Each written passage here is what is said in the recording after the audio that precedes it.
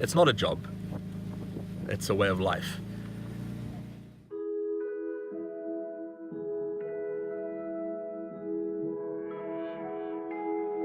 I like to imagine you are the first person to ever see this in the history of people, and that's like a mind-boggling effect.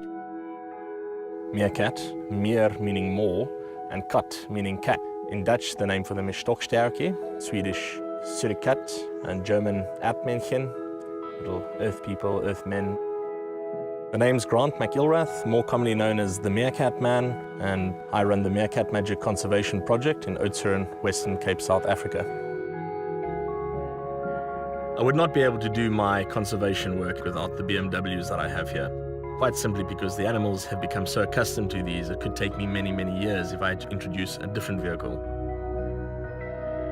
It is such a secretive world that you are becoming part of when you're with the animals.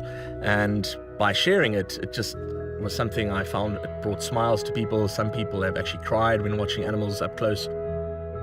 Finding them is extremely exhilarating because it's like a huge treasure hunt.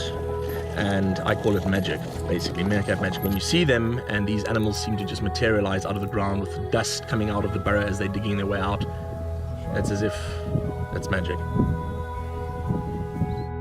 By being that same space with them, I start to forget about anything else in the human world as such.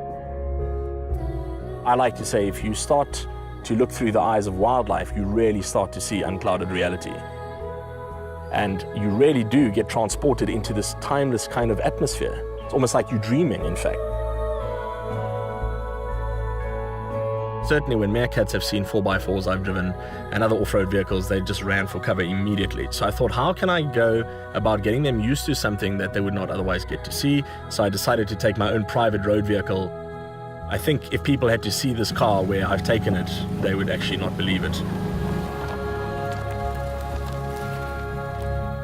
And it has been through huge amounts of mud and dust, and it's still going.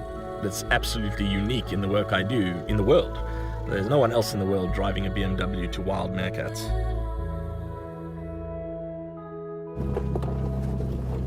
Just being accepted for who you are. It doesn't matter what you're wearing, what you believe in, what your financial status is or anything. There's no politics at all. You just go out there, and once they accept you, it's an amazing, peaceful experience.